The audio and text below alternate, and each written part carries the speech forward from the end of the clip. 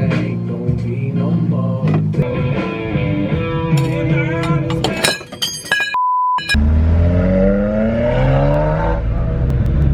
What's going on, guys? Still got all my tools out here, didn't even put those away. Okay, so where were we? So I think I had pretty much everything done with the turbo. I also need to get my my coolant drain hose all set up over here and get my other coolant hose set up over here. So let's take this intake back off and figure out how exactly I want to route this coolant hose. Your turn. So I got that coolant drain for the turbo installed. So there's the connection because there's a hard line and a hard line that are connecting, so I need the soft line in between. It's the 5/8 inner diameter hose. Thankfully it was the correct hose size, like it was the correct barb size for a hose, just that, you know, I needed a soft hose. Got that, got my 2 clamps on there. Those are tightened down. It's just a little bit awkward back here because the hose is so long. See how far it comes down here?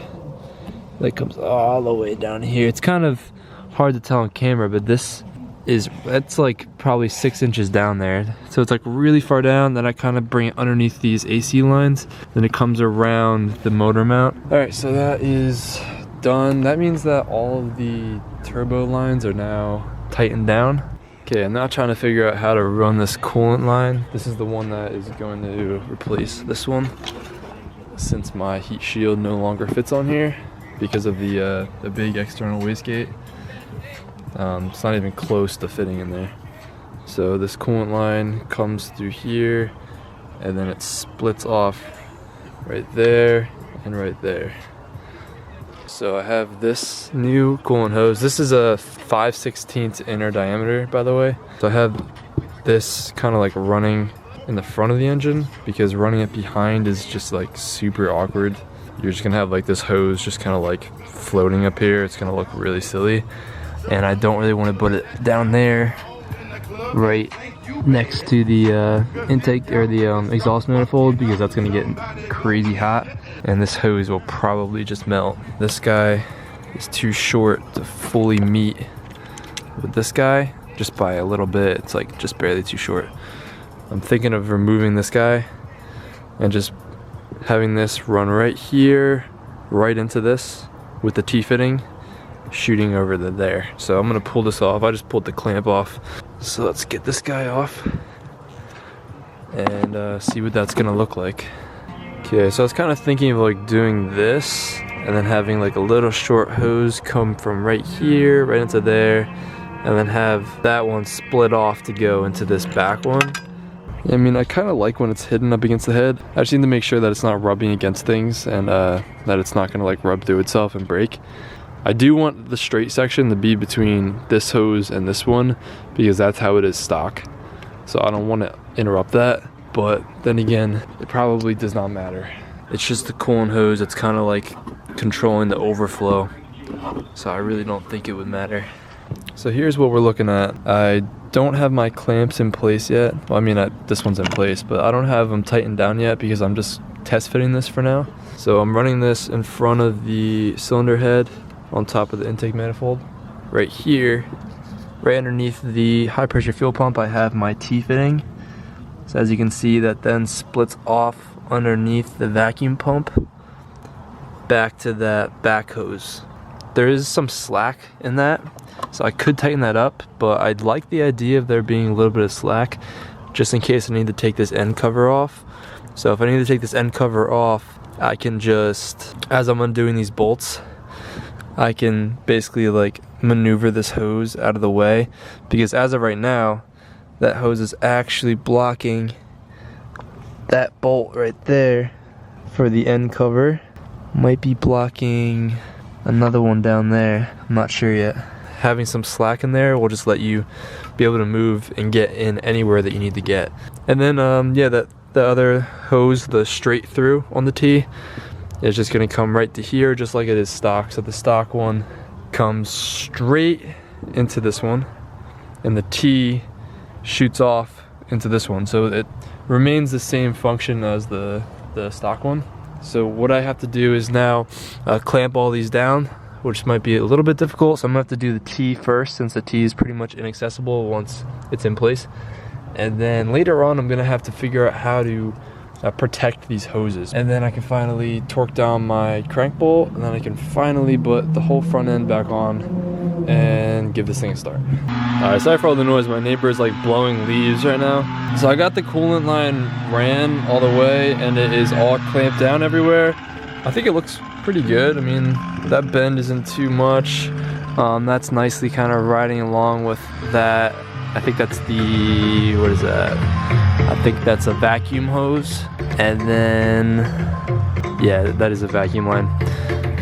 And then it comes underneath the fuel pump nicely. That's out of the way. I can still get the fuel pump off. And then all three of those are clamped down.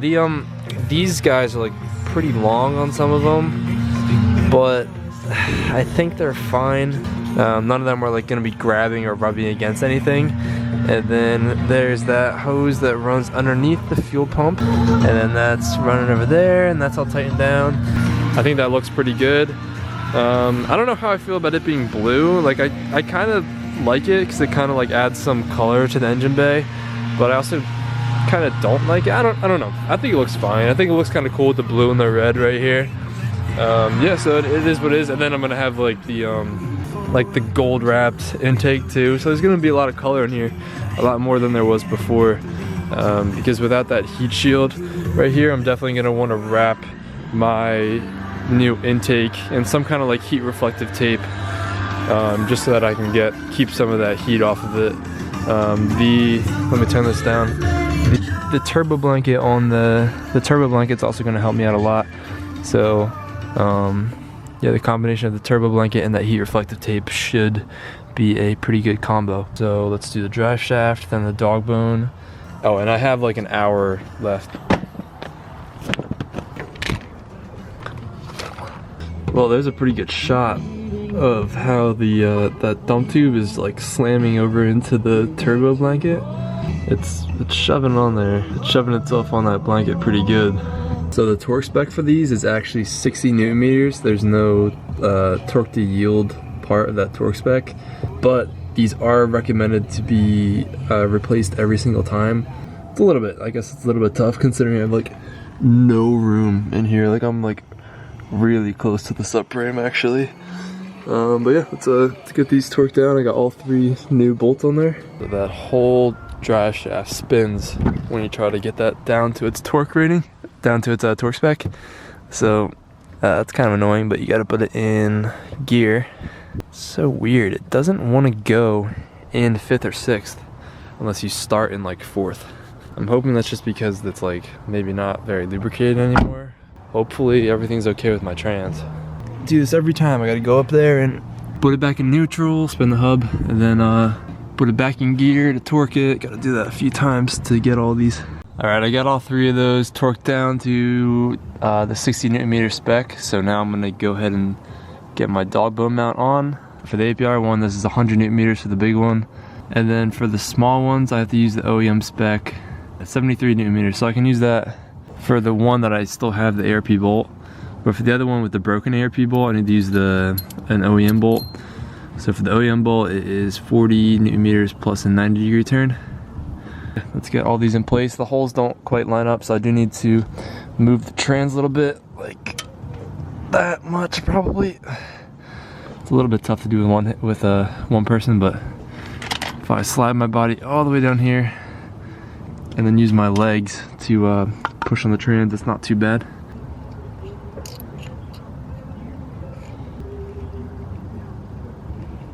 Actually, you know what I usually do? I usually do these two first and then the big one last, so I kind of did this opposite. Okay, I got all three of those torqued down. So I got the two APR bolts torqued down, 100 Newton meters, 73 Newton meters, and I got that OEM one to the OEM spec, which is 40 Newton meters plus a 90 degree turn. So it's impossible to hold the downpipe up as I'm tightening that clamp. So I'm gonna stick some wood under here, try to get it up in a better spot. Extremely tight, but as good as I'm gonna get. Alright, well, I'm out of time for today. I did get to tighten that V-band clamp for the downpipe down a bit. Let's see if the downpipe moves when I remove this. No, it seems to be tight enough not to move. That's good. It's cold today. It's like 20 something degrees right now, but it's gonna be a big day because I'm gonna start this thing and hopefully it runs well and there's no major issues. But I'm gonna roll with the punches as I have been doing. As I recall, everything over here is pretty much fine. The exhaust isn't gonna mate up, so I'm gonna have to deal with that later. Where I'm pretty much at now is that I need to get the axle bolts on, torque down my crank bolt, get the front end back on, and then fill it with oil and coolant and start her up. I also need to get my battery on. Alright, so let's get this axle on this side. So I just gotta remove my charge piping here. Yeah, now we can see that top bolt and one of those little guys is in there. One of those little like round things, which is good because I didn't know where one of them was. I'll skip ahead to when I get all these in here.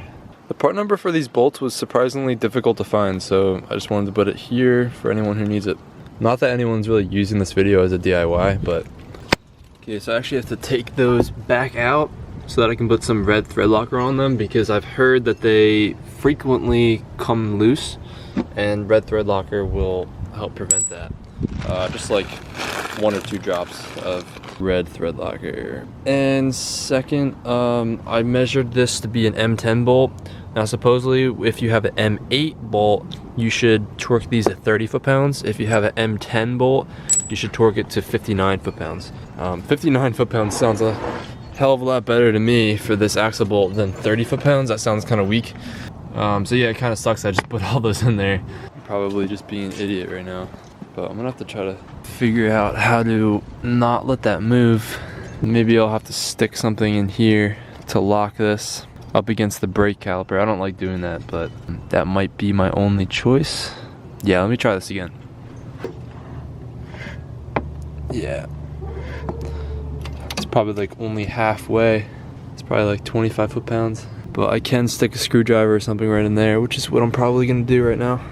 Alright, so let's stick some big boys in here. But this will kind of distribute the load between these two. Okay, I got all 6 of those torqued down to 59 foot-pounds. The screwdriver and the rotor method worked perfectly. I'm gonna double check some things, but I'm pretty sure I'm in good shape to get the wheels on, get the car on the ground, and get that axle bolt torqued down. This is gonna be the first time this baby is getting on the ground in months. She's been jacked up this whole time, 3 months. Still gotta roll those fenders. Those things are gnarly.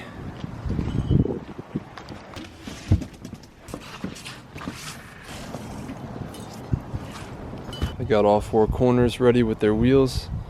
Now I forgot that these actually rotate certain directions. This is the first time I'm running this set. So that's actually for the other side of the car. This one is for the other side of the car. Let's see, did I get them all wrong? Yes, I did. All 4 are wrong. Would you look at that? 0 for 4.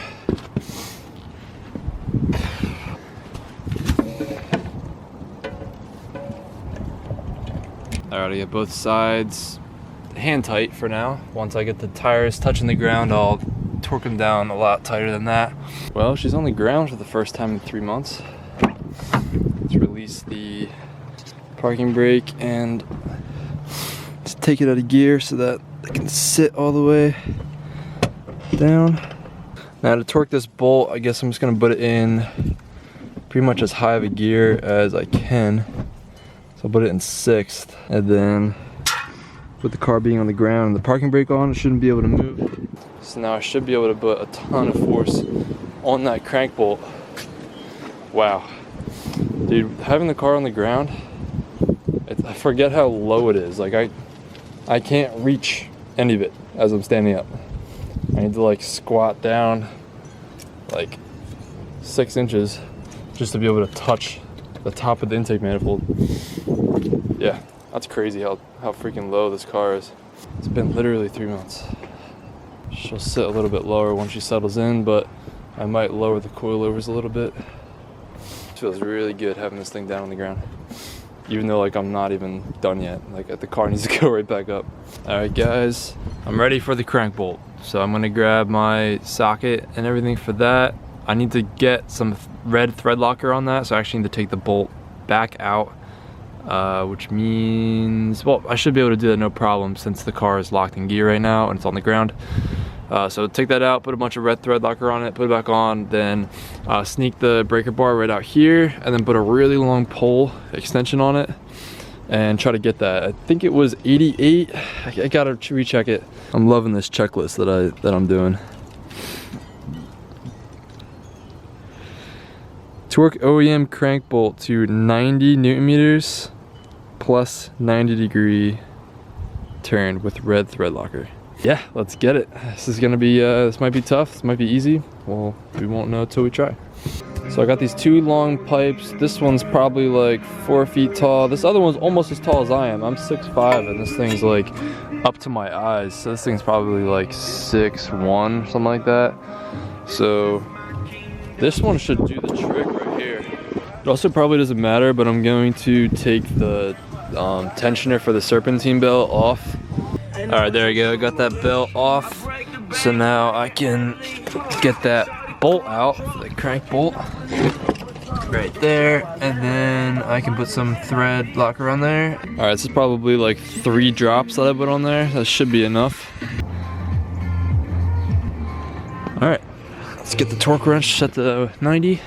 All right, so that pretty much went to 90 Newton meters instantly. So now it's time for the 90-degree turn.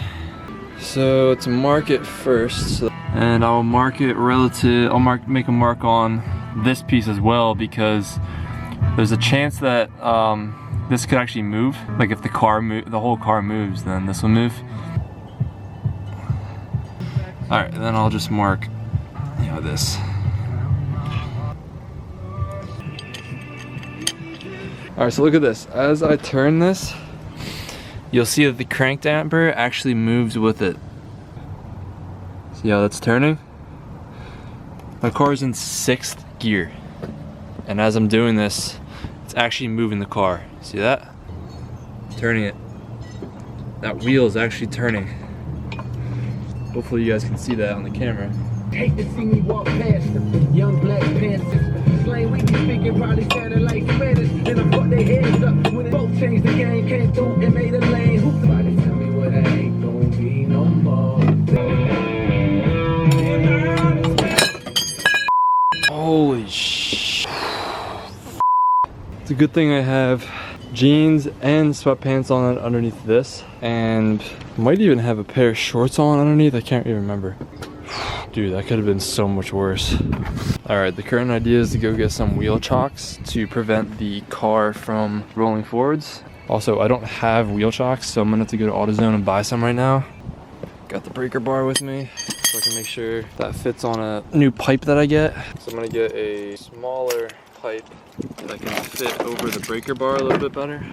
Because if I have a tighter fit on that breaker bar, I'll have more range of motion. All right, your boy at AutoZone.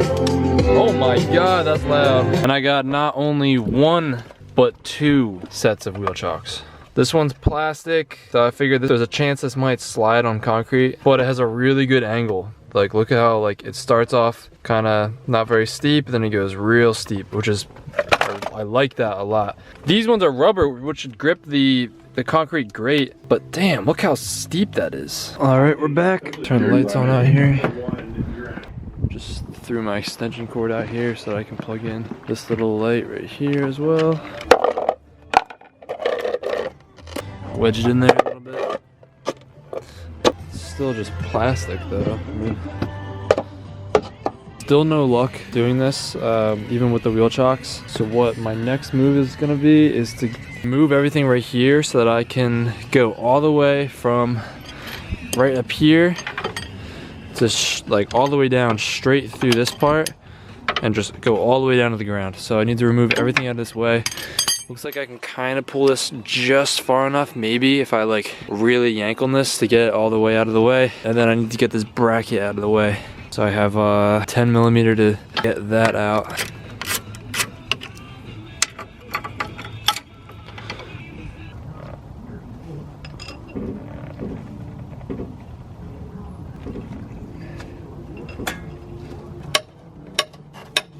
I did feel the bolt budge a couple times.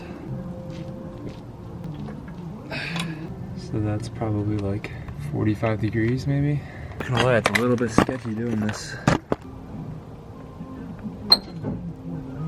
Well, that's not right. The wheel didn't even move and the whole crank just turned a lot. That didn't seem good at all. It made a little screeching noise too. All right.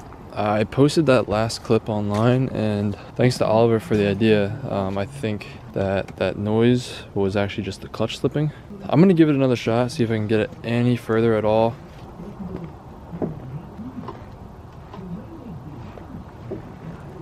Yeah, I think that clutch is still slipping. I can hear it over on the right side. Well, since I can't get that crank bolt any tighter right now, I'm just gonna run it as is and then replace the bolt and get it tighter another time. The car's gonna have to come back up so I can put the oil drain plug in, and then I can fill it with oil finally.